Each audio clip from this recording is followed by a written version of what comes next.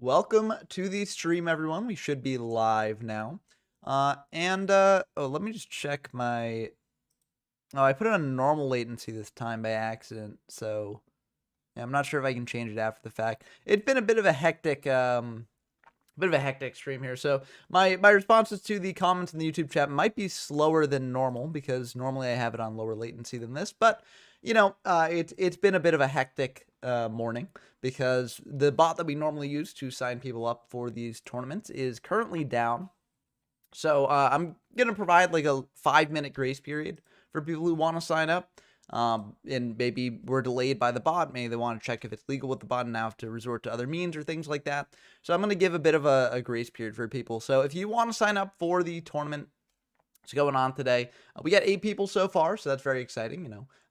All good players there. And you can head on over to the YGO from Zero Discord server, linked in the description of this stream, to join in the locals. So, if you want to do that. It should be fun, even though it is Stein format. Stein format is a bit of a, I don't want to say divisive format, but like it is definitely a format of all time with many Steins running around. I mean, you have Stein still unlimited for some reason, and it was so bad that they wanted to do an emergency ban list and hit Stein that way. So definitely a bit of an interesting format to see. I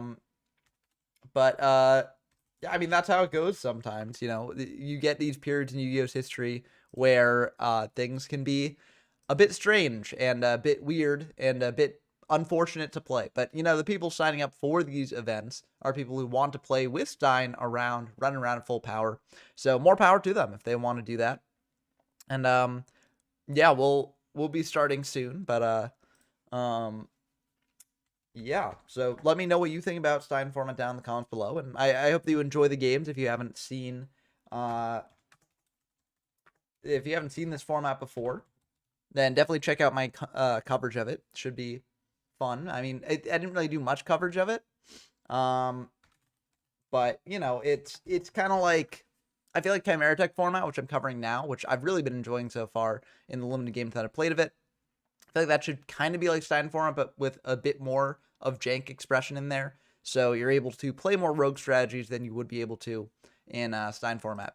Or at least the rogue strategies are close enough that like covering them in Stein format and then covering them in Chimera Tech seems kind of defeatist, especially since I think Chimera Tech would be more popular, given that, people generally get reversed to Stein for good reason.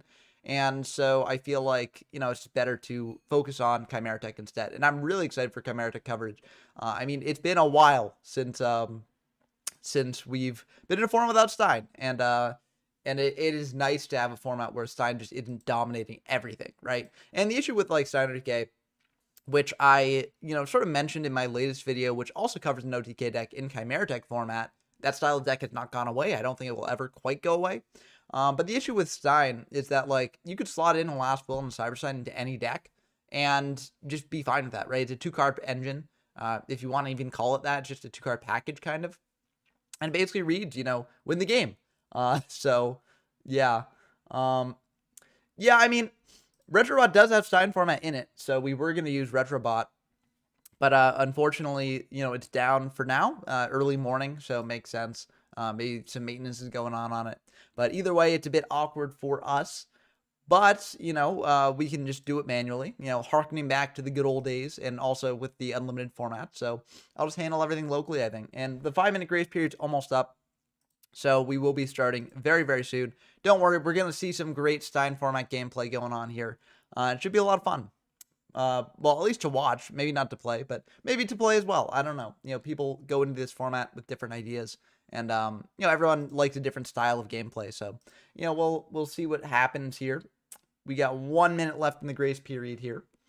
Yeah. Why is it whenever whenever I start the stream, that's when all the technical difficulties go on, That's always how it seems to me. So now we get Retrobot down here. Hopefully the stream holds, but I did forget the low latency thing. So yeah. Oh yeah, no worries. I mean sometimes it's tough to catch jokes in real time, you know. I've got a very short head, so a lot of things go over it. But that's the 5-minute grace period up, and I don't think we're getting any more entrance into the tournament. So I'm going to shuffle up the seats. I always like to shuffle twice. So there we go. Shuffle, shuffle. And now go into the bracket. I'll just send this along to the people in the Discord. Okay, we're starting. Oh, why did that happen? There we go. This will be the thing, and we're starting the tournament. There we go. We get a perfect 8 people, so that's kind of cool. We get no buys, so that's really nice. And yeah, we got the challenge up there. And let's get into some games. Let's do Cyber-Stein gaming. Let's put on a Stein deck list here. Stein OTK. I mean, that's the classic Stein format deck, right? So we got to have it here on the dueling book there. But let's see what people are doing. We got DRVYZ hosting for Clody here. We got Dump Truck hosting for Without Yugi. And so 2 matches already up. And yeah, that's true, Rack Rats. It's a lot more difficult to tell a joke on the internet than telling a joke in person, because timing, things like that, get lost in text. So I have a lot of respect for people who can make text-based jokes work on the internet and just anywhere, right? Like Discworld is a very impressive series, because Terry Pratchett is a very impressive author for making me laugh that much, you know, through text. But I need to read more Discworld. I started in like the beginning of it, and I tried to read chronological order, and I still want to do that. It's just I couldn't find the next book for a while. Like I read Mort, and I forget what the next book was, but Mort was good. Like honestly, I liked all of Discworld that I read, even though it was like, you know, I know it doesn't compare to like Guards or like some of the better books in the series, but like, you know, I thought it was fine. I thought like, yeah, I thought it was fine, right? And fine is generally enough to get me to continue reading something. So, yeah.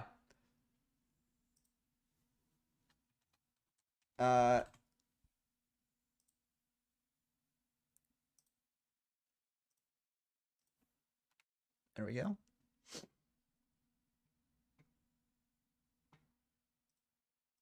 Yeah.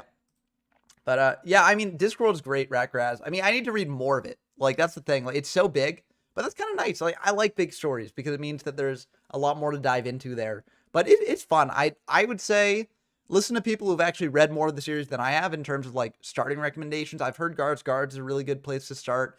I've heard Monsters Regiment is a good place to start. Going Postal. I mean, there's a lot of good starting points, I think. I'm just crazy. I just went for the chronological order because I'm like, you know, I can take it, you know, and I can take it. It's just like, you know, you got to go into it knowing like, okay, I'm going to read the rest of this stuff, right? I'm not just going to read these couple. And, you know, again, I couldn't find the 5th book because I'm not sure if the 5th book's a popular one or not. I don't remember which one it was. But my library just didn't have it at the time. And then I started reading other things. And so now it's been a while since I actually read it, but I need to get back into reading it. Scapegoat here to block off that attack there from the tomato. So it seems like there's a bit of a slower game, but we do have Monarchs or something like that because we got Treeborn Frog, Hydrageddon. So that to me says Monarchs. But we don't know what Clody's on here. Scapegoat is, you know, played in a variety of decks. Trunade, though, okay, that's a bit scary. So it seems like we probably have some OTK shenanigans going on here. Monster Gate, okay, that makes sense, yeah. So it seems like this is a Reason Gate Turbo style deck, which you don't generally see that often in Stein format. Ooh, Diamond Dude Turbo. In attack mode too, which to me says that they have to have some way to clear the tomato, because otherwise you'd put this in defense. Because it's really bad if they just crash the tomato into the Diamond Dude. That's not quite that good. And Diamond Dude does hit a spell, but it's not a normal spell, so it won't be able to use on the next turn. So, this is kind of an awkward spot for Gabiba Balandi if they do not have a way to deal with this. Sorcery and Eric, I've heard those are some later ones. I don't quite know what exactly they entail because I haven't read those. I don't think. I think the ones I read were the Light Fantastic, the Color of Magic, Equal Rights, and Mort. I think those were the 4 I read. But going for a last will into Exiled as opposed to into Stein, which that does make sense. You can't necessarily kill through tomato, but still kind of an awkward turn overall here. You generally want to be special summoning out the Sidra, but I guess this did trigger the Will to go into Force, but like that's your one copy of Will, so a bit tricky. I'm also not like the hugest fan of playing like Will, or not Will, but Exiled Force in a Reason Gate Turbo deck. Seems like kind of an underwhelming hit there. Oh, Econ for the Sidra for that Treeborn Frog there, bringing back the Frog yet again. Ooh, that's some nasty stuff right there. That is some nasty stuff. Do they have a Monarch to capitalize on this even further is the question. I don't know. We'll have to find out. Okay, it looks like they've just got an Exile. I mean, that's okay. You cleared 2 tokens, but now the Exiles... I mean, you can still tribute to pop the Sidra, right? That is an option. Because it just says monster on the field, not just Sidra. Excuse me. Sorry about that. Bit of a sneezy day today. But you get days like that. I guess my allergies are in full swing. Yeah, I'm allergic to types of grass. Just like it's the funniest thing for a gamer to be allergic to. I don't necessarily classify me as a gamer, but you know, when people say touch grass, I literally can't, you know. Do you want me to have an allergic reaction? Like I can't touch grass. In seriousness, like it's not like a serious reaction, it's just like a rash most of the time. It's also like, you know, a bit of nasal stuff, you know, the typical allergy stuff. But it's just very funny that I have a sort of clap back when they say, go touch grass. I'm like, I can't, you know. I physically can't. Heavy Storm here, so they really want to get rid of those back row. And TT, I mean, that's a good back row to get rid of. Stein coming down here, and they can't quite pull off the OTK unless they've got some more gas in the tank. Maybe another Monster Gate will do it. But Dark Balter is pretty good here. You get to attack over the Frog. It's a bit awkward here because it does lose to a Sidra. But, you know, it's still not terrible. It's just 3k life is a bit low. But, yeah, I'm a water type. Exactly right, Grass. I am a water type. Funnily enough, I don't really like swimming, though. So I'm a weird water type. Is there a water type in Pokemon that does not actually swim around? I don't know. Sidra here, as I mentioned, this is sort of the flaw to Balter in this format. That, like, Sidra can come out and beat over it. Tricky stuff. I mean, DRVYZ could also prioritize distributing over that for a Monarch to do something else, like popping the back row if you've got Mobius. You could also get in for damage over the Stein if you want to. I think it's fine just going for the Balter here, though. But yeah, it definitely is a tricky scenario. Ground type, rock type, all the types. We got all the Pokemon types here. Okay, looks like they are going to prioritize damage here, attacking into the Stein. I think that's fine. Like, you know, you want to get your opponent down low.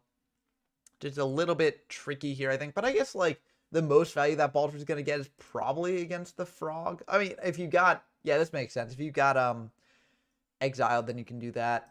They could have also potentially gone for the pre-mat in main 1, going for the Hydreigeddon and getting greedy that way. But I like this. I think it plays around Mirror Force or things like that a little bit better. So, and you've got Sidra on field. They've got no cards, so it makes sense. So, yeah, I think that I think DRVYZ is playing well. No need to get greedy here.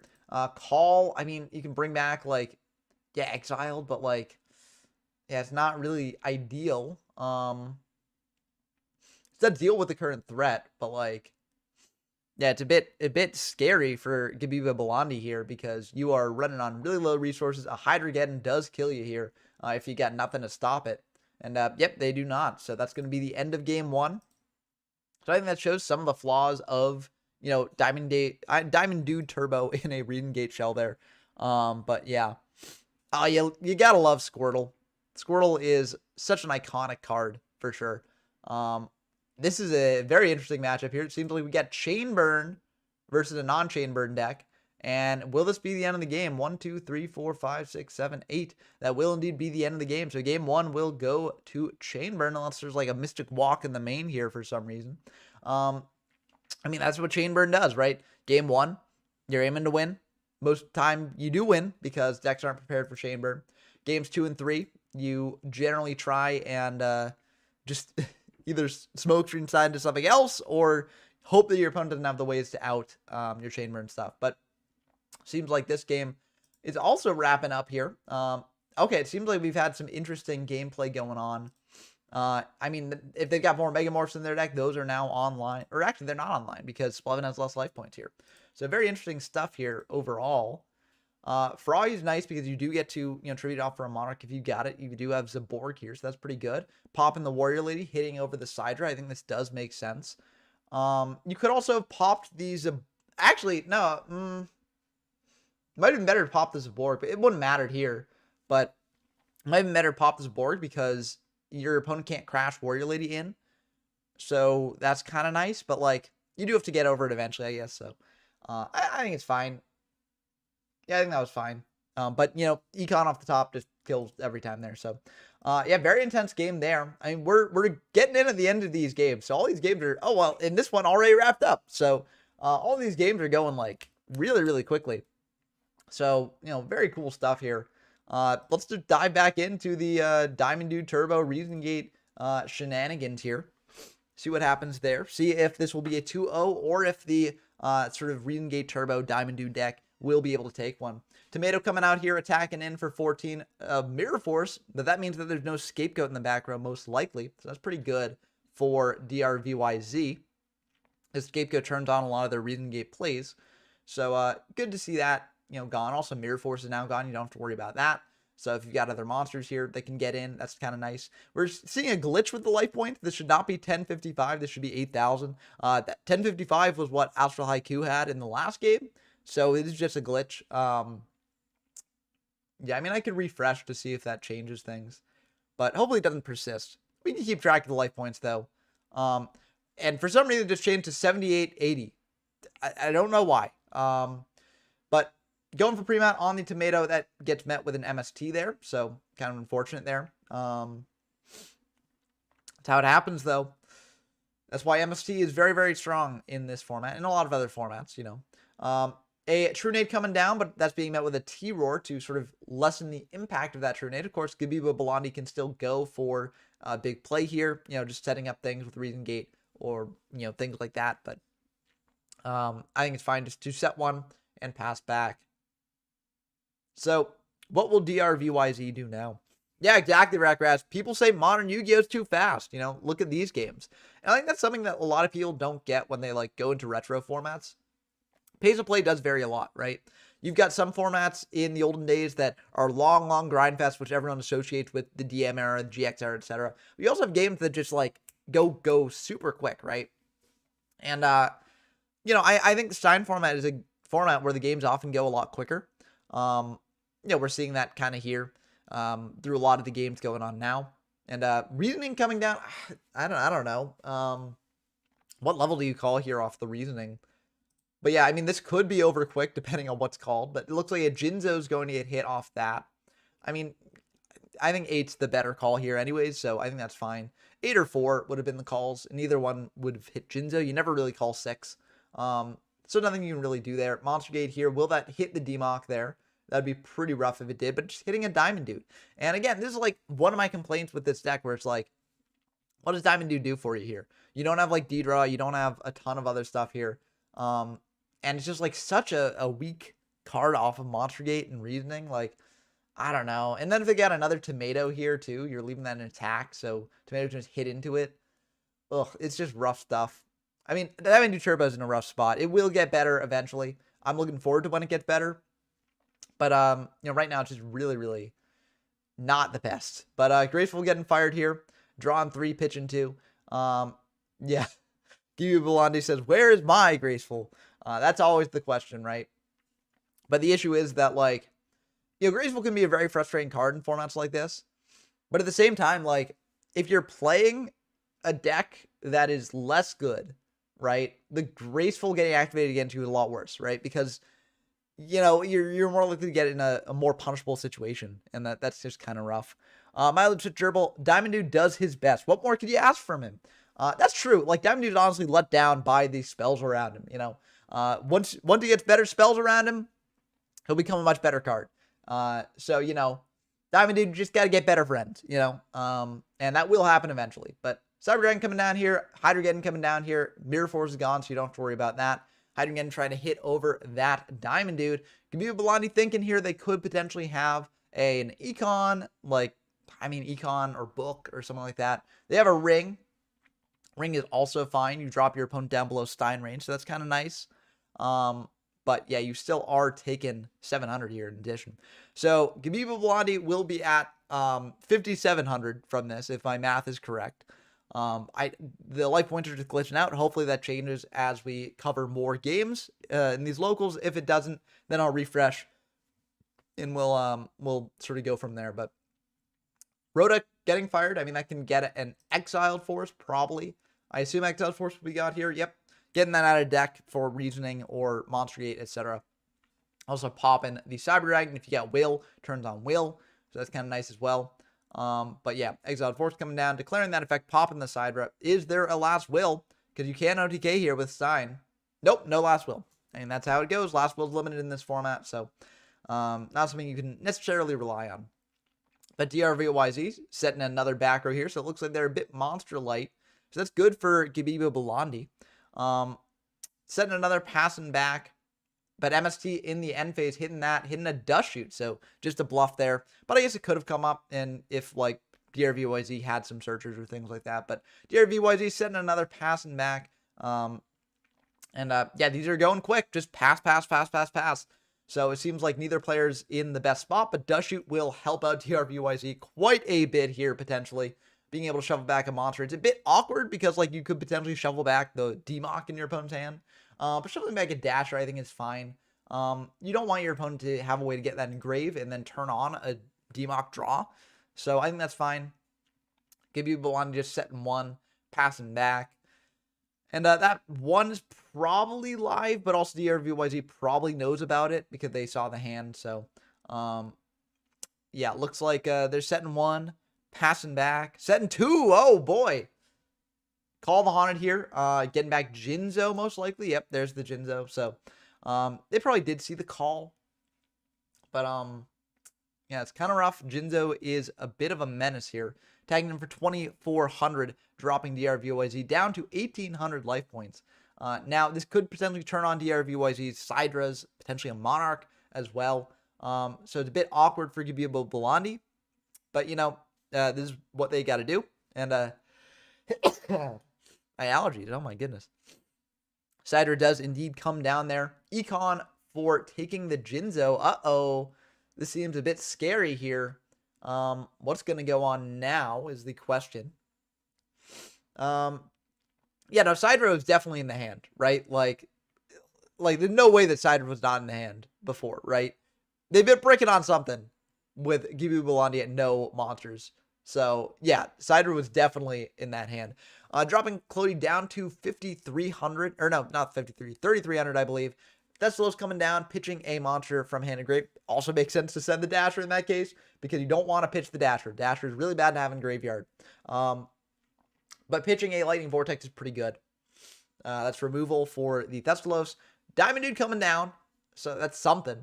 But again, the issue with Diamond Dude is that it takes a turn, right? And you might not have another turn. Also, it's not necessarily guaranteed milled. Milled a Phoenix Blade, which is cool with the dim fuses, but only if you get an engrave. And unfortunately, Chloe's not been able to get that card engraved there. But, I mean, that can't be right. 30 normal spells in deck? No, that's not true. Right? Unless, oh, wait, actually, there might be, I mean, they might be playing less. Yeah, but no, I mean, let's see. 1, 2, 3, 4, 5, 6, 7, 8, 9, 10. So unless every other card, no, because we know Dasher too. So, and you know that it's not 30 normal spells in deck unless, well, I guess it's 41 cards here, but like mathematically there can't be 30 normal spells in deck. So that's a bit of an exaggeration there, but this is a fun game. I like seeing this game. I think it's neat. But yeah, they're just admitting defeat here. So that's just going to be the end of the game. And yeah, Mind Crusher is another non-normal spell. So, yeah, I mean, clearly not enough. I mean, I don't think that was graceful. I don't think that was graceful because, like, you know, that was one draw over a long period of time, right? So, yeah, I think that was I think that was a fair lie. I don't think there's anything to be upset about there. You know, other decks would have punished just sitting around and waiting for a long time. I think potentially a bit better. But let me check if any other games have wrapped up. But I don't think they have. So let's dive into Yes My Darkness versus Hoy. And again, the life points are glitched. I'm gonna refresh just to hopefully get those life points back to normal, because we don't know what the life points are at there. So let's dive in to the match here. Yes My Darkness versus Hoy. So it seems like both players are at 8,000. Looks like Hoy won game 2. So this is game 3. The all-important game 3, in fact. Okay, looks like Spleven's game wrapped up. I don't know who won Spleven's game. So, unless they somehow managed to get 2 tabs open. But I don't know. Anyways, I mean, that's what happens, clearly, in Diamond Dude. I mean, that's a risk of the deck. I mean, like, how many normal spells were you actually playing? Because it wasn't 30. Like, I know mathematically it was not 30. So it looks like a Dimension Wall, Jar of Greed, Reckless Greed accumulated. This will deal 15 and draw a fair amount of cards here, 5 cards total, but the draw phases are then shut off there. So a bit tricky. Yes, My Darkness can still assemble a game shot there. 22 normal spells or 22 normal spells. That's kind of unlucky.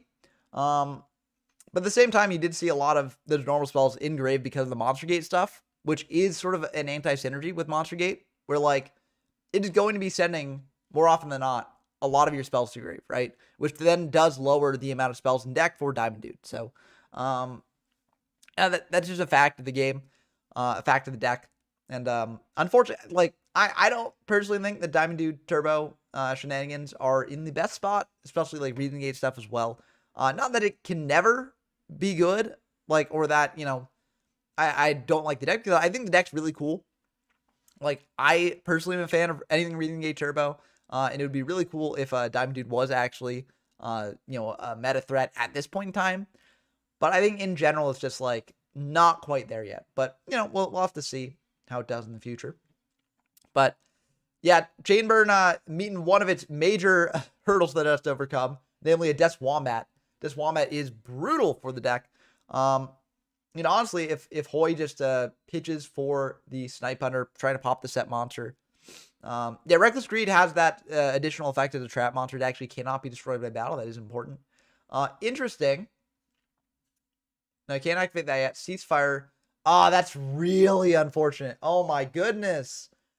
Oh, that's so rough. You don't get the burn. You're just doing this for the draw. Oh, that is so brutal. Oh no. I mean, that's, again, the struggle of Chainburn in game 2. That does flip up. So, no, it does flip up. It's still on field, but it flips up. So, okay, and now you know.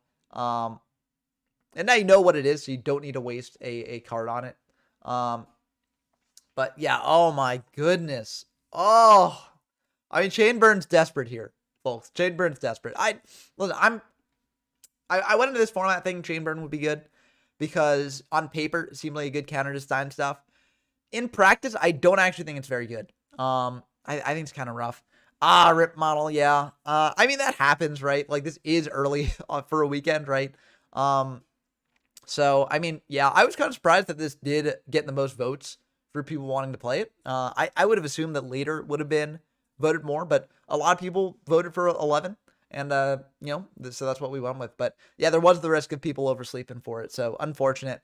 But luckily, we'll be holding a Stein Format Locals next week as well. And that will be later. I promise it will be a bit later than this one. But, yeah, unfortunately, that does happen. But, you know, we hold these every week. And so it's not the worst thing in the world to miss 1 or 2. But, yeah.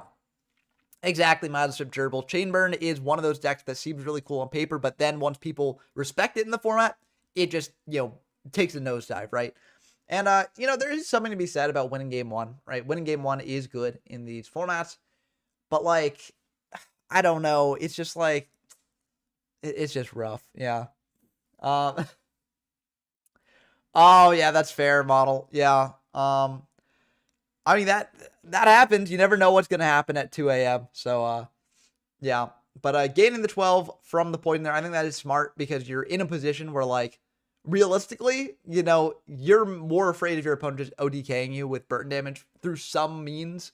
Very kind of confusing to like how you get to that point, but you might as well be better safe than sorry. So, oh, it looks like they were on Stein as well, and yeah, they can't pay the 5,000 for that. Yeah, so Stein is a way that this deck can recover if it like sides into the Stein stuff, but like, yeah, if you can't get there, then it is just rough. So, yeah, very tough stuff for the Chainburn player there. And yeah, I'll put that in to the bracket here. So it looks like Hoy is going to face the winner of Splevin versus Haiku. I think Hoy did take 15. Or no, not from the Wombat. Wombat was on field, so they didn't take any damage from the barrel or the ceasefire. But earlier from the Dimension Wall, they took. But who won the game between Haiku and Splevin? Okay, it looks like Splevin won. Okay, so I'll put that in here. So Splevin won that game versus Haiku. And now we just got Dump Truck versus Without Yugi. Oh, Dump Truck versus... Okay, it looks like Dump Truck won here, so I'll put that in as well.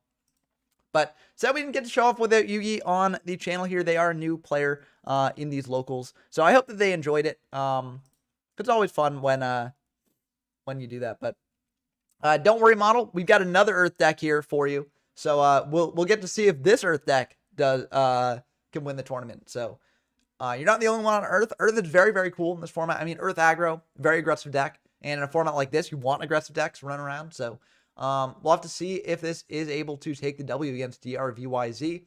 Ring on the Sidra. So that way you aren't able to get like super value off of just attacking over Giganti to pop in the back row as well. But Dump Truck is down to a pretty low life total. So that's a bit tricky there. Yeah, model showed Dump Truck the light, and we'll have to see how far that light carries him here. Yeah, it looks like 2 Gigantes have been used up, and Gigante's very, very good extender here. You know, extenders are kind of rare to come by in a lot of these older formats, and if you can find them, they're very good. Reaper, though, is going to wall off this aggressive pressure here for a bit.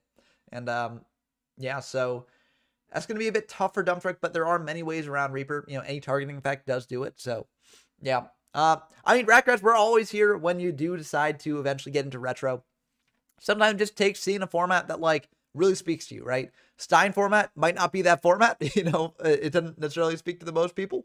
But, you know, there's always going to be formats that I'm going to be covering on the channel. And if you ever see one where you're like, man, that looks cool, I just want to try that out, you know, always feel free to get some games in the Discord server.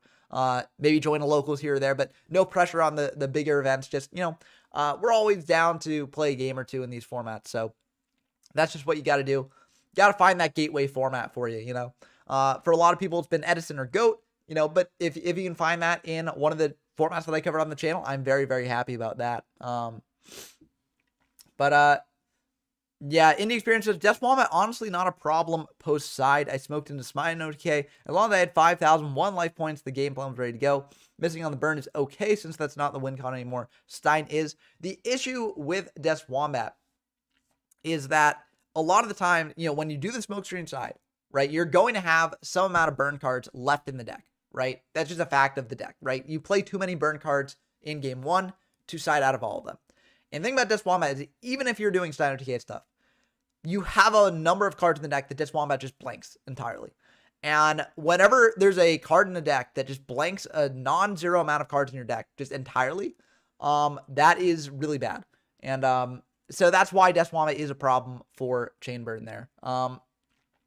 Yeah, Model Zero, you know, it does speak to some people. I'm glad that it speaks to you because, you know, I always say that even if I'm not the biggest fan of a format out there, I do these to, you know, sort of get people who are fans of the format, you know, they have a place to play these. They have a place to sort of build a community around it. So I'm really glad that it does speak to you. And yeah, it is a very nostalgic format for a lot of people because, you know, back in the day, this is what people were playing, you know.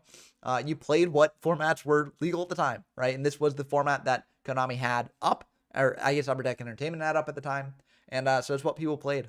I'm going to blow my nose real quick. I'll go off camera to do it.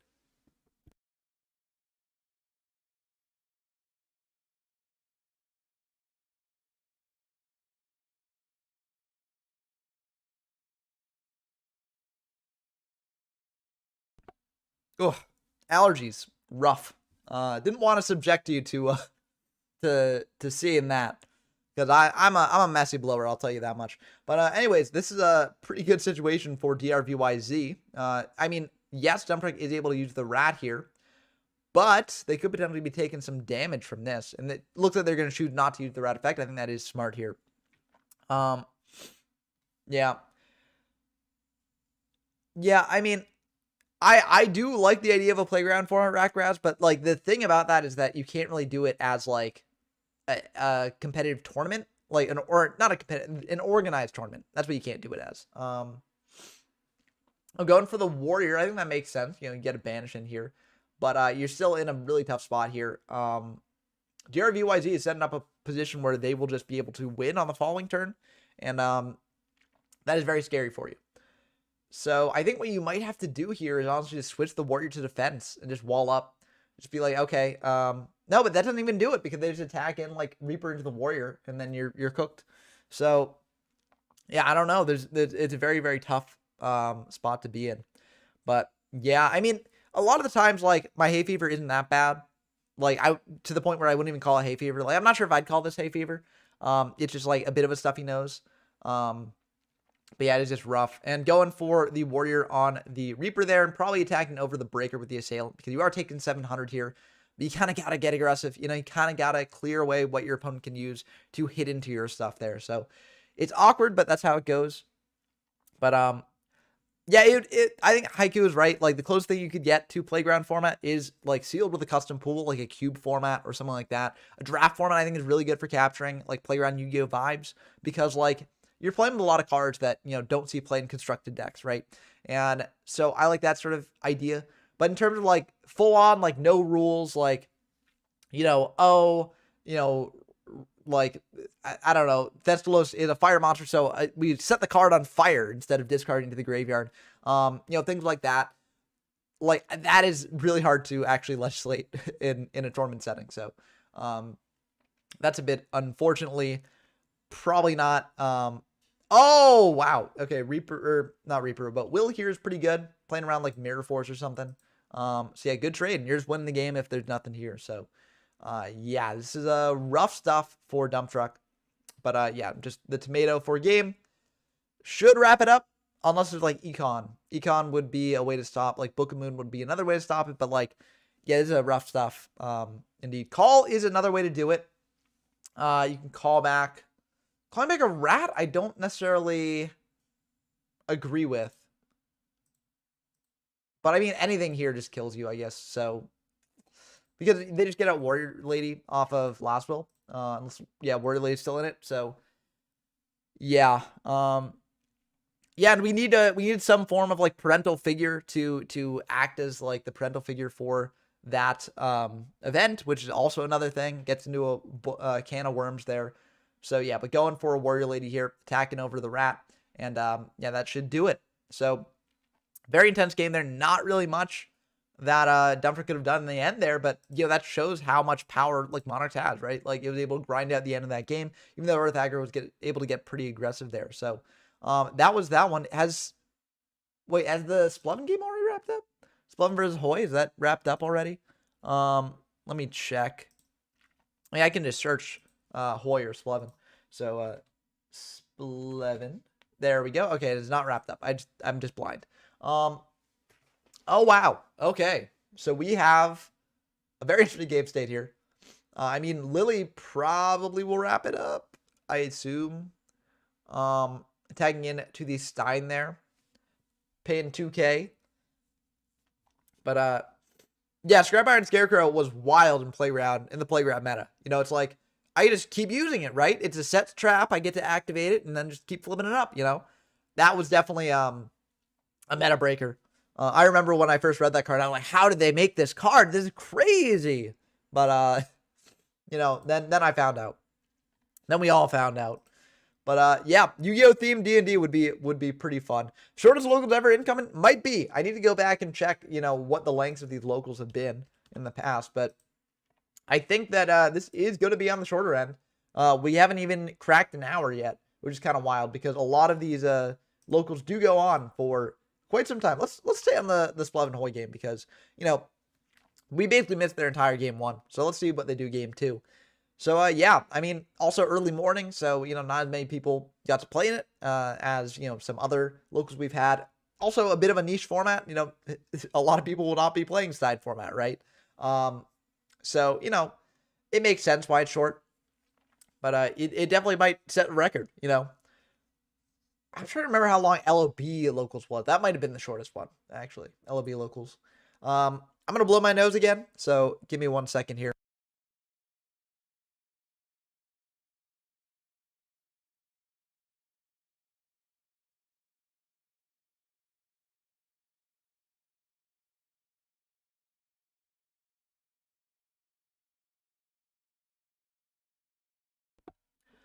Whoever invented tissues was a genius. I'm just going to say that.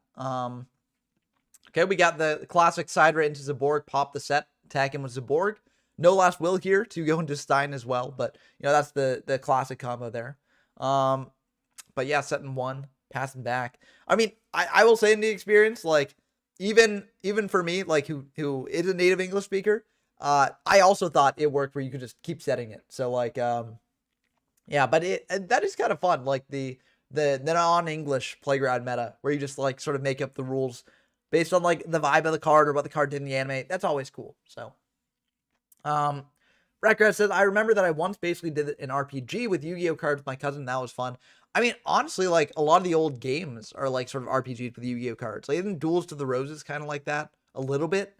Like, not like entirely, but, like, it's still something. Econ changing the Zaborg after the attack deck went through. I think that makes sense. Played around something like Mirror Force that way. That's pretty good. So that's how a Sidra can get over Zaborg there. Looks like Hoy doesn't have any Monarchs here to, convert the Sidra into there. But, Sidra isn't that bad. Dust on the back row in the end phase. I think that's pretty good. I think a Scapegoat as well is also pretty good. Econ, I don't like where this is going. I mean, this is a bit rough. Yeah, and as Record says, no Yu-Gi-Oh player actually knows English. That is very true. We can't read. We can't read. Despite the fact that I opened up this stream by talking about Discworld. But, I did, for the record, I was saying that I haven't read enough Discworld. So, like, that's sort of going into, we can't read, But Vay's Fiend is going to be annoying for Hoy to deal with. Very, very tricky side deck or main deck card here in Monarchs. It shuts off Treeborn Frog, it shuts off Tomato, it shuts off Stein, it shuts off a lot of things here. And so it is a card that people do need to know about, because I feel like a lot of people, like, don't really have this card on their radar, but it is a card that can be immensely strong when it does come in. But Newdoria is able to pop it, so it looks like Hoy did have the out to that, which is very lucky, because if you don't have the out advantage, it can just dominate the game. But Sangan coming down here to attack in for 1,000. And yeah, that's going to be pretty good. I mean, not the best thing in the world. Like, Stein is still in the deck, but, like, still pretty cool. Yeah, Egyptian gods solo on playground meta. I mean, they got it, right? They're Egyptian gods. You look at the anime and you're like, these are the most powerful thing in the world. So, like, playground meta, Egyptian gods were where it's at. But, like, I was never able to get my hands on the god cards as a kid. They were just, like, things that I heard rumors about. And some of my friends had them. And I was like, oh my God, you got the god cards. It's crazy. And for people who are newer to the game, you might be like, oh, well, didn't the guard cards come out in, like, certain packs, or, like, did they see play and stuff? This was before the time where they had officially printed, like, a, version of the god cards you could use in games, right? These were, like fake shiny god cards and stuff. Honestly, I don't know how the fake Yu-Gi-Oh card industry managed to get it, like, so uniformly fake. Like, they're all fake in the same way, with, like, the shininess, like, and, like, the weird translations and stuff. Like, I don't know how that was, like, an industry. It had to be an industry. It was not just random assorted separate people making these in their garage. It was, like, a major thing. Like, I don't know. It's wild. And something that's, like, if you're newer to the game, it's just so alien to you. But, like, for those who know, for those back in the day, for the real ones out there, it was wild. Those fake Yu-Gi-Oh cards were everywhere. But yeah, books are non-targeting, so it's easier to know what they do. That's true. Can't target or books cannot target you, except with psychic damage. Some books do cause psychic damage there. Hidden a instant fusion of their own. Now, Thousand Magic is not in this format, so you can't use instant fusion for that. But instant fusion for tribute fodder for a monarch can be pretty good. So that's kind of an interesting tech there. But hitting a Mirror Force and a book is pretty good, all things considered. And Splovin correctly did not book down their own tomato there, because then that would have been vulnerable to knock. So, yeah, a bit awkward. Hoy's got to decide whether they go for another Snipe Hunter pitch to try and get rid of that tomato. It might be worth it, but it looks like they're not going to do that. But, yeah, fake Jody with the infinite attack, the fake God cards. I mean, so many good stuff there.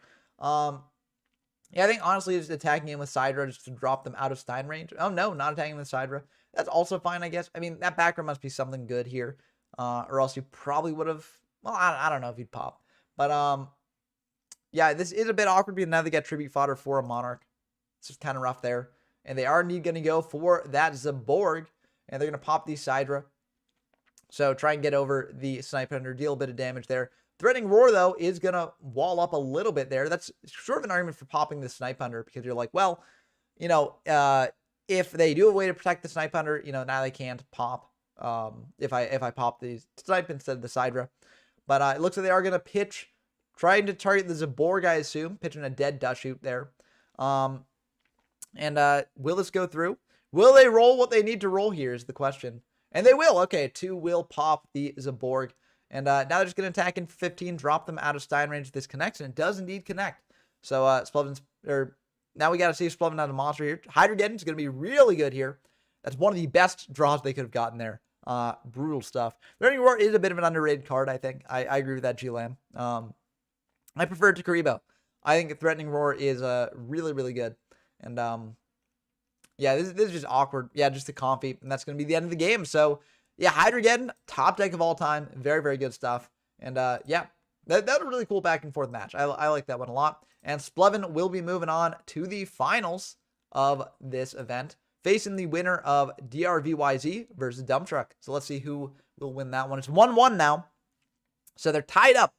The all-important Game 3. And then after Game 3, we'll be going in to the match with Splovin. DD Warrior is a way to clear that set, whatever it is. They might know what it is or have an inkling of it, but it is kind of awkward here because, you know, Treeborn's in Grave, so you might want to save it for that, but Sakuretsu is going to stop the Warrior there either way. Going for a Whale here, and that will be able to bring out a monster from deck, so maybe a Giant Rat or something, but it's awkward because now if they've got Zaborg, then, you know, you're in a tough spot, so I think Sangan is probably the right choice. That way, if they do have Zaborg, you know, they pop the Sangan, you get a search, so, you know. Yeah, Hydrogeddon over Snipe Hunter is nuts. It's wild how that worked out. But yeah, no problem. Thank you for playing, Hoy. It's always a pleasure to have you in these tournaments here. And you were playing some interesting stuff. You know, the instant fusions. We didn't get to see those really on stream, but that's a cool innovation for the Monarch deck. And so I'm curious to see if people will continue to play that or not. But yeah, okay, Dust Shoot, sending back at Thestalos also makes sense why you bring out the Sangan instead. Oh, it looks like they got Hydrogeddon here. No. Oh, that is brutal. Send out a Hydrogeddon attack over the Sangan, bring out another Hydrogeddon, get in for 16. That is rough. That's rough stuff. PB might be Phoenix Wing. They could be Phoenix Wing Windblast. Could be that. I don't know. But flipping up a Sangan of their own as well. So Denver does get a search here, which is nice. But yeah, it's just so awkward. Inexperienced real players play Frozen Soul instead of Waboku or Roar. Frozen Soul does work in some scenarios, but it is a bit awkward because you have to be like down 2,000 life points or more below your opponent. So yeah, that's kind of rough if you're playing Stein on your own. You want to be above 2,000 life points below your opponent because like you want to be at 5,000 or more. So yeah. Okay. Looks like they're setting one, passing back. And did they not attack in with the Hydrogeddon here is the question. Looks like they were trying to play around Mirror Force, I think, but you didn't really need to do that because you get a search off Sangan. You also get the will to bring something out, so that's also nice. So I think attacking in with the Hydra would have been probably a little bit better, but that's just me. Gigante's coming down here, trying to attack over some of these monsters. Might run into a Magic Cylinder here, which would be a bit awkward. But this might not attack at all, you know. Oh, you probably want to attack. Because if it's Phoenix Wing Windblast and they send back the Gigantes, then that's a bit awkward. But it looks like they're just going to pass. And I think that's fine. You don't want to play into the cylinder. But it is a bit awkward here. Yeah, Yeah, I don't know what you do if you're DRVYZ. I mean, that top deck might change things, if you, especially if you've got like a Zaborg or something like that. It really depends on the top deck. Also depends on what they have set there. Could be the Phoenix Wing, could be the Cylinder, could be anything, honestly. PB, what is PB? What is PB? I think it's Phoenix Bloom Blast, but let me know down in the comments if there's anything else that it could be.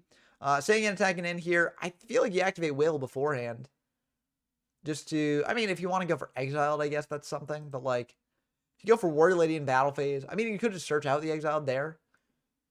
And then have for next turn if you want to go for like big, like Stein plays or something like that, but I don't know.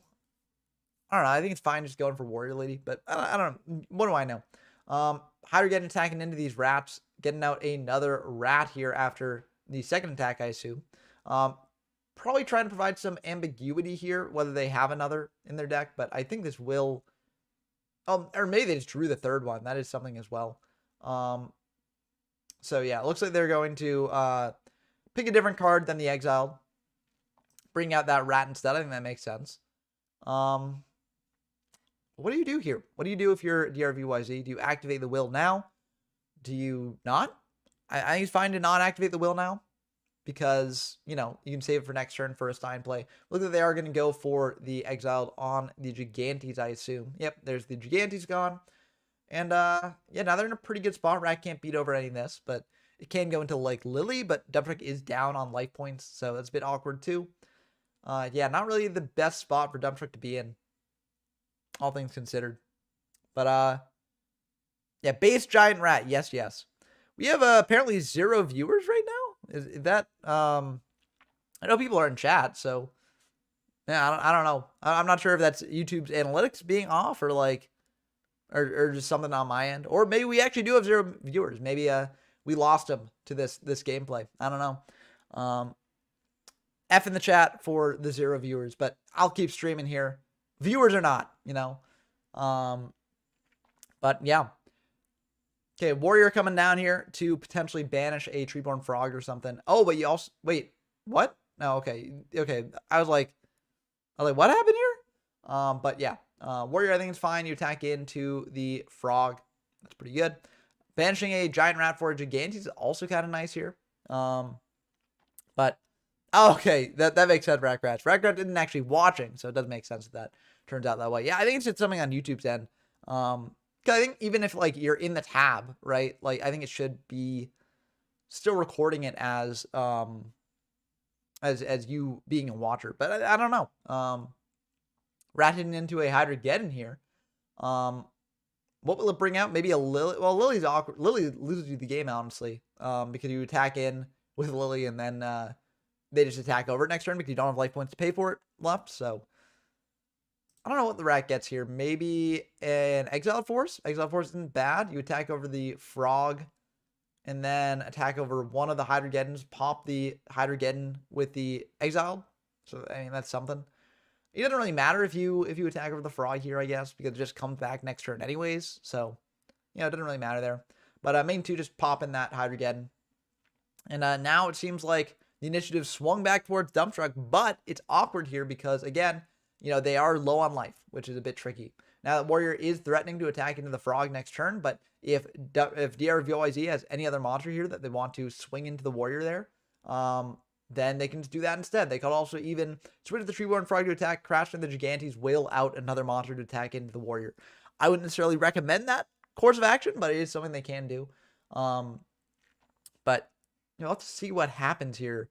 What will DRVYZ do? What do you think DRVYZ stands for? Duelist, really? I don't know. The V is tripping me up, and the Y and the Z. Maybe Z is 0, like why'd you have from 0, you know?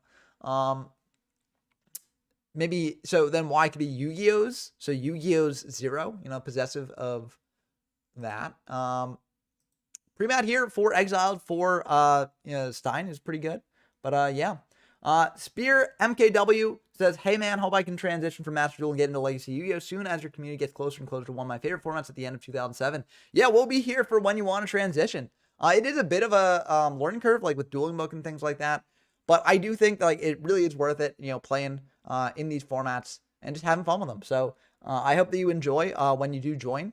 And I wonder what your favorite format is at the end of 2007. Perfect Circle is like January 2008, so maybe it's like the beginning of Perfect Circle. That could be. But either way, we'll be happy to have you when that when you decide to join and play a bit more. So yeah. Going for a tomato. So this to me says that they don't have a Stein. Otherwise, you could just go Stein and win the game on the spot because you just crash Stein into the warrior and then you attack indirectly with like double twin attacks. So yeah, I don't think they have Stein left in deck. That could be a set Stein right there. That is something to consider. But if they had that, I feel like you still would have gone for just summon Stein and do that. So I don't think they have Stein left in deck. That's interesting. Maybe they're just playing pure Monarchs, no Stein. That is a possibility as well. Maybe they're afraid of Karibo. But yeah. Yeah, Perfect Circle, yeah. Yeah, Dueling Book is tricky when you first get into it. It's just really, like, manual sims are tough, right? Because you're used to having Master Duel do everything for you, which is so nice, right? Like, that's one of the biggest advantages of Master Duel and, like, YGO Pro and stuff like that. But, like, yeah, it is tricky adapting. I think it's worth the adaptation because, like, once you start using it a bit, like, it becomes second nature to you. It just is a bit of a steep learning curve at the beginning. But I think it is ultimately, like, worth doing. So I hope it isn't that big of a thing to overcome. And we'll be here to help you if you want to do that. And yeah, heroes are about to get good indeed. Blazon 56. I'm really excited for the format after Chimera Tech, which is Airblade, which I know a lot of people are not excited for. But I think it'll be fun. I just love playing those sort of balls to the wall combo decks like that. It's just going to be a good time there. And yeah, combo decks like that can also be tricky on Dueling Book as well. Because you just have to do so many things all at once. And I mean, it is tough, like, especially when you're getting into it. I think honestly, like, one of the biggest tips I would say for getting into Dueling Book is start out with like a control deck or a more linear deck. Because, like, the simpler the deck that you play in Dueling Book, the better you're able to focus on just the basics of doing the things. And then once you're, like, more used to Dueling Book as an engine, then you can go into, like, okay, I'm going to, play a bit more of a combo heavy deck. So that way I can be quick about, like, doing all the combos and things like that. But yeah, well, right, guys, as long as those jokes are not, like, I mean, not worth getting banned. If they're like dad jokes, that's fine. If they're jokes of a bit of a more darker nature, then maybe those won't be good. But it's all about knowing the context you're around, right? Like, if you're with friends making jokes like that, go for it. As long as the friends are, I don't know. I'm not gonna try. Like, listen, Doing Book is just it's good to know where you are, right? Like, don't say random terrible jokes to random people on Dueling Book because they might not, take it well and it might not be good. So yeah. But I do think that Dueling Book is good for like Balone 56 is correct if you're going like on ladder, I think, or if you're going like to random people who are hosting, right? Then you can potentially be in a bit of a tough spot. But like, I think if you're in a community like this one and you're playing people in the community, yeah, as Haiku says, like, don't play with randoms. That's the biggest thing. Where, like, if you're playing with randoms, then, like, you can get some bad people because some people just like the troll. They go into the game and they're like, I don't actually care about, having fun. I just care about, making my opponent feel bad. Or I care about winning to the point where I'm just going to, do some awful things, right? But I think if you're playing with people who actually want to play the game, it's a really, really good resource. Blazone 56 is MM needs to get decontaminated. I don't know what MM is off the top of my head, but yeah, I mean, it's just good having a non-toxic community. I do, hope that the community is non-toxic. Like, I strive to make it that way. I try and make it so that, like, we're not promoting like bad behavior and things like that. So yeah, I really like this community that we set up, and I hope we continue to be this way in the future. I'm sure we will. But yeah, if there ever are any issues with things like that, then let me or another mod know. We can try and figure that out a bit. But hopefully we remain great. I'm sure we will remain great. I mean, like, everyone I've seen in the streams, everyone I've seen in the Discord, has been a pretty great inclusion in the community. So I'm happy with it. But they're going to go for a call for Sangan here, so that makes sense. Probably tripping that off for a Monarch, I assume. But yeah, you don't want to go like call for Exiled because... Oh, Jinzo, okay. Well, actually, this is awkward because then the call stays on field.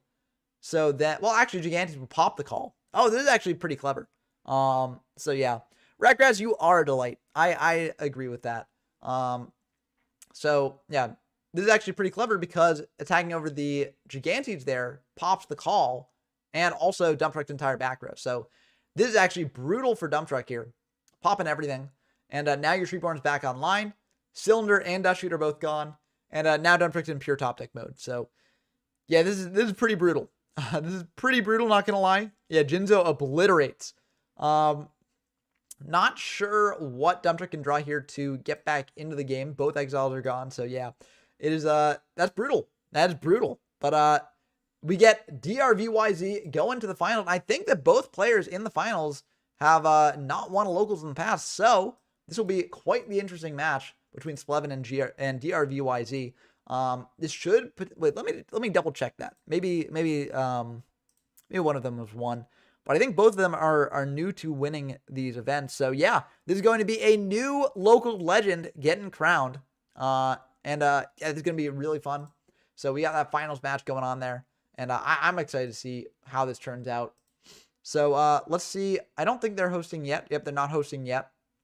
But I'm going to set up a poll. Who do we think will win? Do we think Splevin or DRVYZ will win? I'll just make a poll here.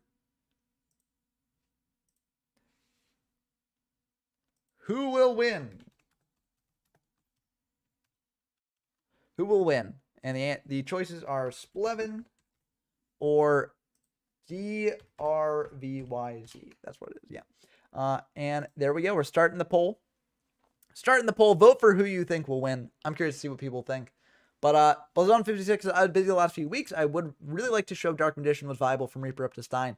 Well, you still have a chance to play it in Stein if you want to play in the monthly tournament there. And I encourage you to do so because I do think that, like, Dark Magician is a cool rogue deck, and I think people sleep on it because they're like, okay, well, I haven't received any of its modern support and stuff, but if you go, like, Skill Dark into Dark Magician, activate Last Will, that's pretty fun. If you do Paladin stuff, that's pretty fun. So, there's a lot of fun stuff you can do with it. So, there's still time to play in the monthly Stein tournament, which will be happening later on in this month. It's happening August 11th, I believe. That's when it starts. And we'll be having another locals before then as well, so you can join that if you want to, too. We'll probably be having that at a bit of a later time for people on the West Coast. This is a bit early for them, so, the EU folks got this one, but West Coast people, we're going to have it be a bit more up your alley next week. But, yeah, I think Splevin hadn't played in too many locals, which is why they haven't won yet.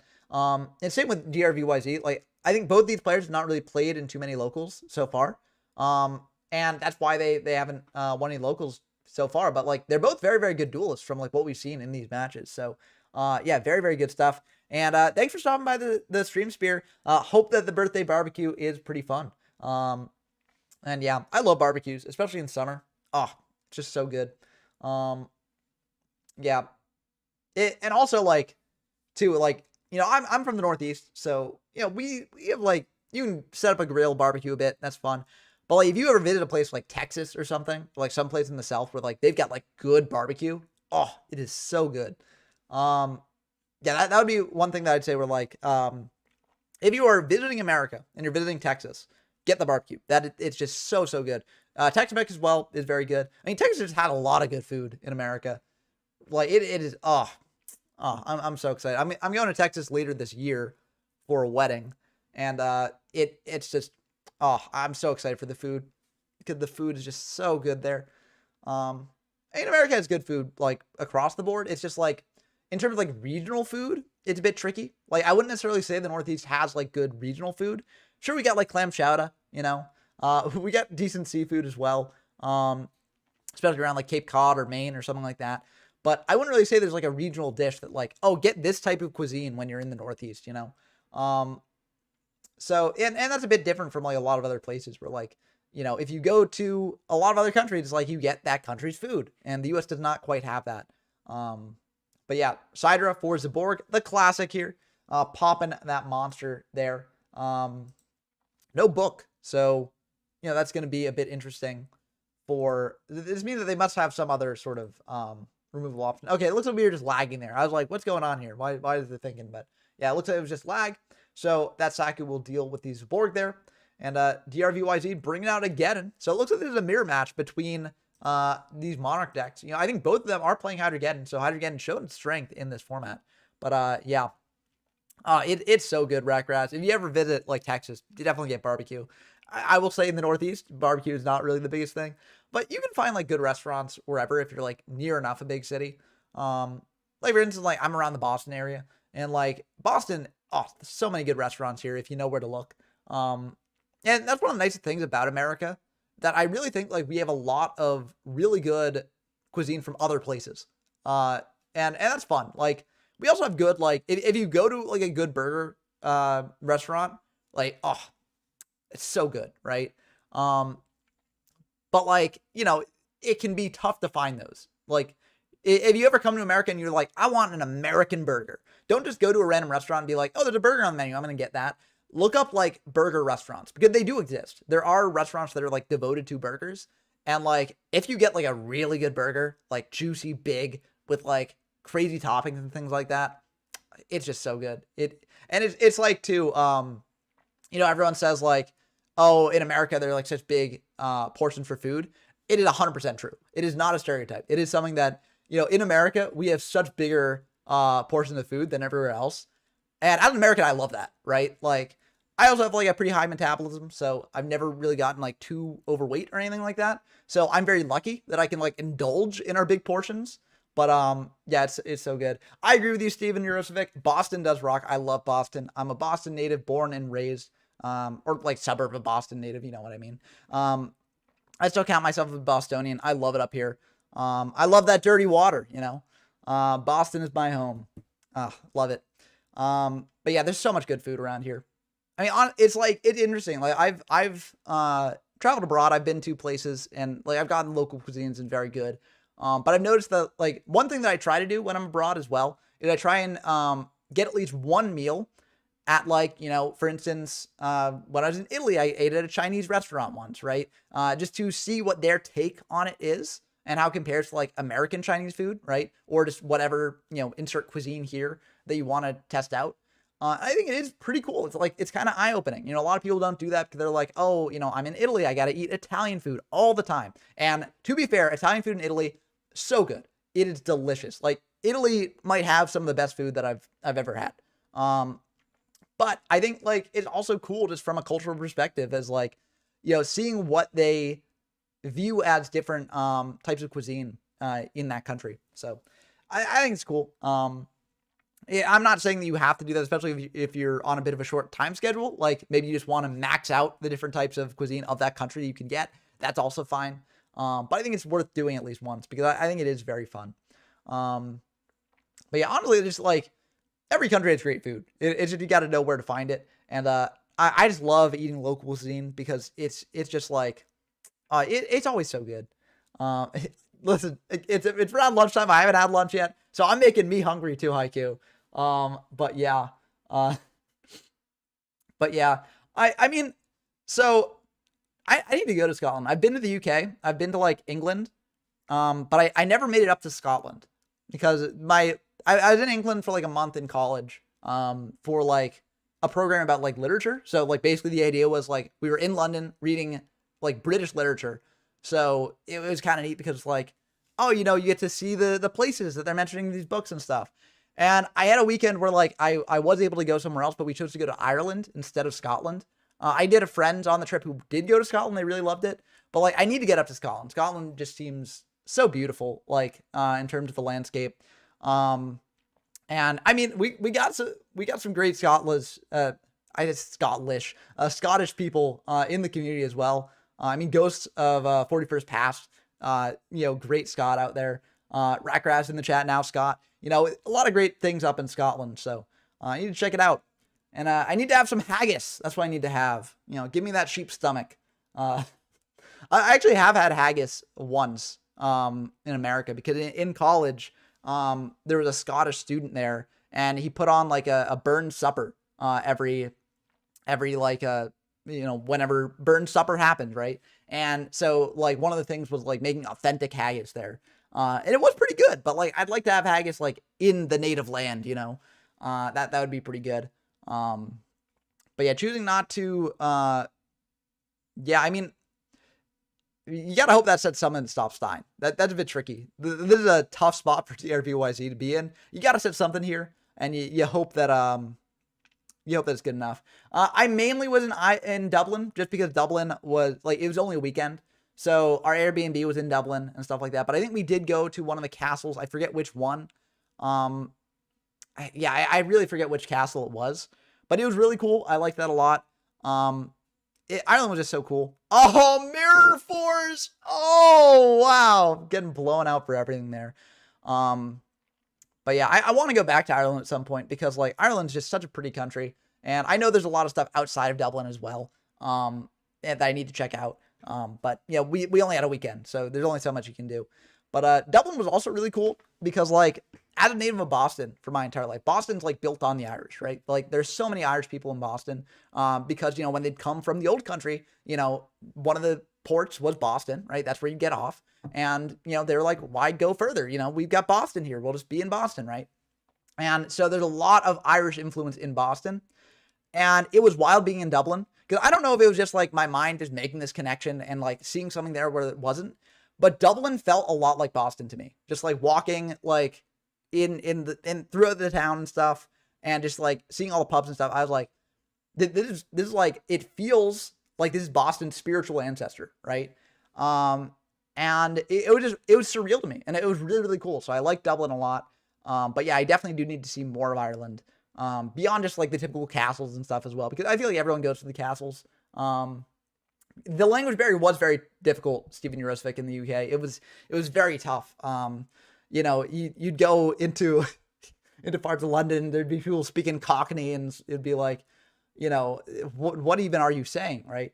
But I think like something that helped me was, I mentioned Boston like so much time in this stream. It's wild, but like, Boston has some wild accents if you go to different parts of the city, right? Like, there's a typical, Pak the Khan, Harvard Yard, right? That's what everyone thinks about. And things like that will remain wherever you go in Boston. But, you go deep into the heart of Boston, and like, you get people who are saying things that are nigh unintelligible. It's wild, just because their accent is so thick. And like, I feel like that did really prepare me for locals, or not for locals. Well, yeah, for British locals, that is, for London locals. So yeah, I think that did help. But also watching a bunch of British TV, I'd binged The Crown before I'd been there, so that helped too. Although that's more like the posh British, the one that the average person doesn't really speak. But yeah, there's a lot of good British stuff out there to sort of get immersed in the language. But yeah, Ireland actually had there was a bit of a language thing there, because they actually speak Gaelic, I think. And so you'd go around and see signs, and there'd be signs in English and then Gaelic underneath it. And that was really cool, because I feel like a lot of people don't think of like, a different language than English when they think of Ireland, right? They're like, oh, Ireland, they speak English there. That's fun, that'll be great, right? But like, there is another language that they speak there. It was the native tongue of the natives of Ireland there. And people do still speak it. I think there was actually sort of a Gaelic revival. I think like for a long time, Gaelic was suppressed. And then as Irish national identity sort of became a bigger thing, I think that people started to like bring back Gaelic and like make sure that it was taught more in different schools and things like that. So I think a lot more Irish people now know Gaelic than they would like even a century ago. That's really cool to me. I think that those sorts of like language revival things are really cool, because I always hate to see languages die, because every language has something unique about it. And so it's cool to see people learning Gaelic and making sure it doesn't die. So yeah, as Haiku says, all the signs are dual language, and that's really cool. I want to learn more languages. I just keep bouncing off of different languages. I think I just need to buckle down and learn one. But my thing is like, I started learning the language, and I don't have anyone to practice with. And then I'm like, well, I'm just sort of doing this language in a vacuum, right? And so how do I know if I'm actually, doing it correctly, or if I'm just like going off in like this weird branch and I'm just speaking my own version of it, right? So that's always what got me. And I know that there are a lot of resources out there now to help with that. So I need to like actually, use those resources and learn it. But it's a major time investment as well. But I think it'd be worth doing. Because like I've like dabbled in languages here and there, but I wouldn't say I'm like fluent in any except for English. And even that's kind of iffy too. I mean, I'm not the most fluent in English. But yeah, I need to learn more. It's always cool to learn another language, and just it opens up a new way of thinking as well in your brain. So that's kind of cool. But yeah, Graceful here pitching a spy, and yeah, I mean, you don't need that third spy there. And someone else. No chaos monster in this format, so you don't need to worry about light and dark things. So that's kind of neat. But yeah. Comfy as well. I'm trying to get back more into the game here because I've not been talking about this game at all for a bit. And it's been a very, very intense one, very back and forth. Very, interesting plays to make sure that a player was below the 5,000 life point threshold, things like that. And then also game one ending the way it did was very cool. Okay, it looks like Ring and Call getting chained here. So, yeah, Call for Phoenix. So Phoenix very cool as well. Okay, Chain to Ring. Is there a book? Oh, Econ. Okay, Econ on the Sidra here. And that hits before the Call brings it back. So that's kind of nice. But yeah, the Phoenix should go to Grave now. Or actually it might not, because actually I think it might stay. That's a bit of an interesting ruling there. But yeah, either way, this Borg will pop it. So yeah, it does stay because the Call is targeting it, and so it will be negated. That's a cool interaction. I never really thought of that with Cyber-Stein specifically, but that does work. Yeah. Very, very cool stuff. Word Lady, the Borg. Oh, Pot here. Interesting stuff. Not many decks are playing Pot in this format, but if you can play it, it is a pretty good card here. Yeah, sending everything back, drawing 2 more. You really need that in this situation because you're in a bit of a tough spot. Lethal on board next turn if you don't have a way to deal with it. But yeah, very intense games. And I mean, this sort of shows like, Steven, you got to make a Mandarin from Zero Channel to go over your language journey. Honestly, making a YouTube channel for a language journey would be pretty cool. Unfortunately, I can't learn Mandarin. It is like, and I know that like you can learn any language if you really put yourself to it. But tones for me, any tonal language, I just can't do. Like, back in middle school and stuff, the Mandarin teacher at the high school, because Mandarin was an option in high school and they were trying to convince people to take Mandarin, was like, Mandarin's so cool. Like it does things differently from other languages. For instance, like, the tones change the way that these, that the words mean, even if they're the same, like sounds. So like they did the ma thing with all the different tones. And I just could not tell the difference. I was like, what? What is going on here? I can't tell. My brain just can't hear the difference between that. I know that learning Mandarin might sort of train my brain to like register that difference. But it would just be like a major hurdle for me to overcome. So, I think I'd rather learn a different language first than Mandarin. Maybe someday though. But yeah, I think honestly a language learning channel would be kind of cool. Just like doing maybe daily, just like practice things where I'm like, okay, this keeps me honest doing my daily practices for, whatever language I learn. And that'd be fun. I think honestly, if I do, oh no. Okay. So it looks like we've got some DB issues here. Oh no. Let's see if this is working. If not,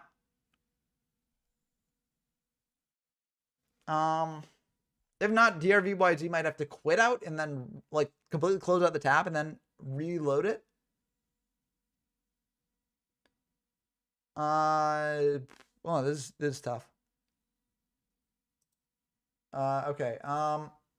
That's not I wanna message DRVYZ. Well, actually, they wouldn't be able to read my text here. I'm gonna message them on Discord.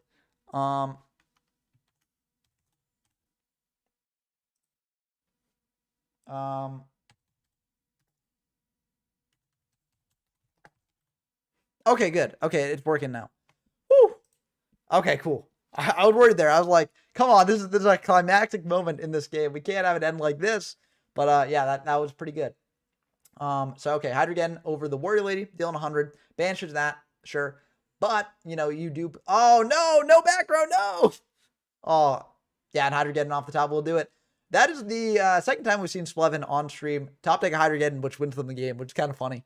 But Hydrogen, you know, pretty good card, all things considered. But okay, we're back. We are back. We're so back. Oh, yeah. But yeah, if I was to learn a language, and I do want to learn a language, I think the language I'd learn is Japanese. One, because I have the textbooks, because I took like Japanese 1 in college. So I have like a basic understanding of the language. And two, because like, you know, well, I mean, I guess for the channel, it's good because, you know, we can look at like original Japanese card text names and things like that. Like Yu-Gi-Oh's a Japanese product at the end of the day. But also because like there's a lot of just, you know, spoken Japanese recorded out there in like anime and things like that. And one of the things that really helps me as a language learner is like having something to watch that is in that language. And there's just so much out there in Japanese that I think that it would be really helpful for me. Yeah. Also, the grammar's pretty simple from what I've learned so far. And of course, they front load the simple grammar and then the hard grammar comes later. But I mean, compared to like Latin, right? Like I took Latin in high school. And I feel like Japanese does have easier grammar than Latin on the whole. And also it's kind of cool because it's like different grammar system than a lot of other, you know, sort of romance languages, which I feel like a lot of people do learn in the US. And so it's just doing its different sort of thing. But Yu-Gi-Oh! OCG from 0, maybe eventually I'll do OCG from 0. But I think for me, it's just like, I'm focused on the TCG. The TCG is my passion. That's what I do. And I'm leaving the door open. If someone does want to do a Yu-Gi-Oh! OCG from 0, like feel free to do it because I think that would be cool. There is a community out there that does like the OCG formats and like, so it'd be cool for them to have a YouTube channel as well. But for me, I've got so much to focus on with the TCG that I you know, doing another Yu-Gi-Oh! Channel focused on the OCG would be just a bit too tricky. But yeah, Sindarin is a fun language, but I probably wouldn't learn a conlang. Cause like and this may sound blasphemous, I'm not like too invested in like Lord of the Rings or Star Trek even. And that sounds blasphemous. I know. Don't worry, I am a fantasy fan. I also do like sci-fi from time to time, although I do lean more fantasy than sci-fi. But like, you know, for some reason it's just like never really clicked too much for me.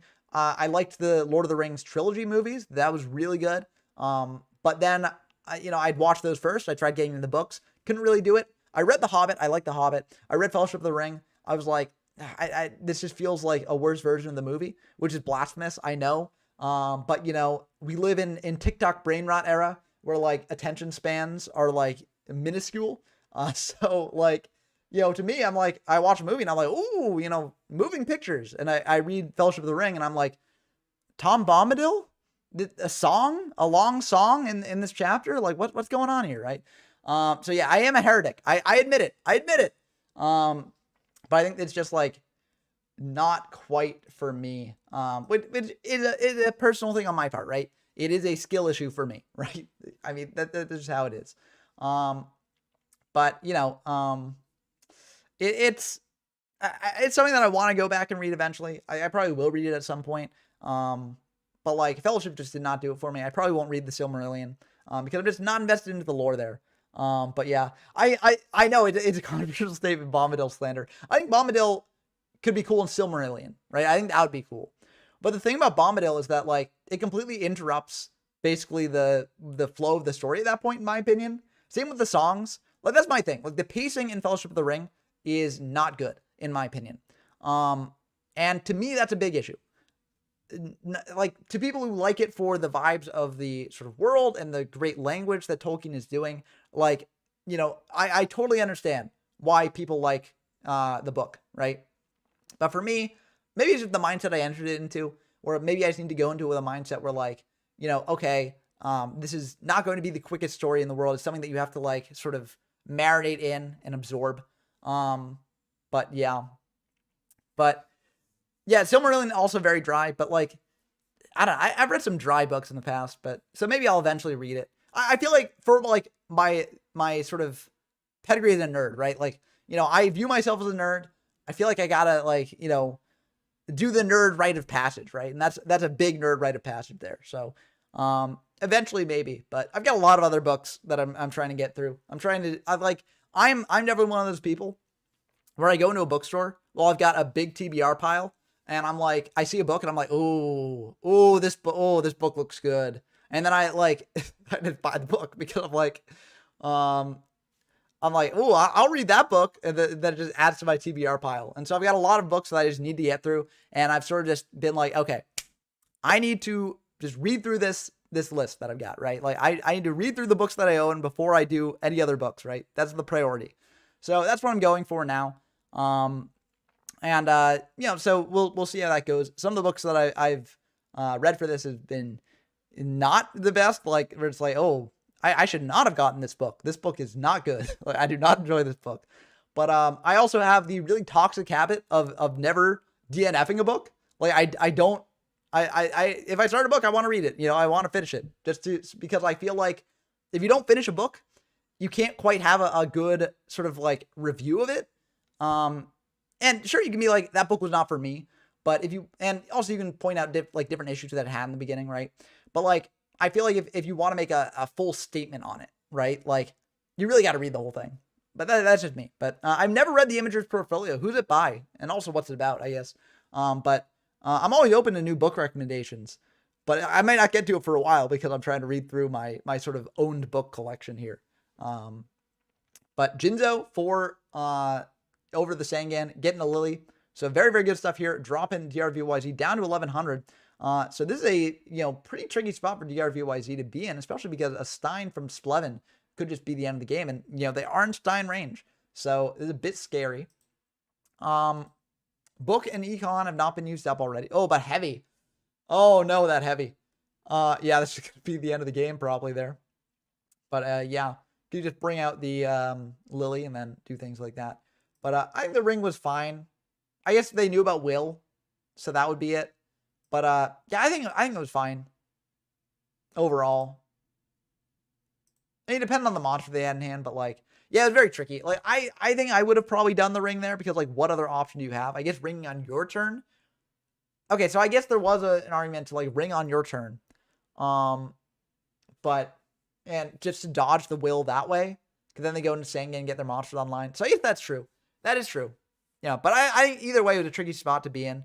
And I think DRVYZ played this very well. I think Spleven played this really well. I think both players played it well. I think everyone we've seen in the locals played them well. So congrats to everyone who played in the locals. Thank you for coming again another week. Making these so special.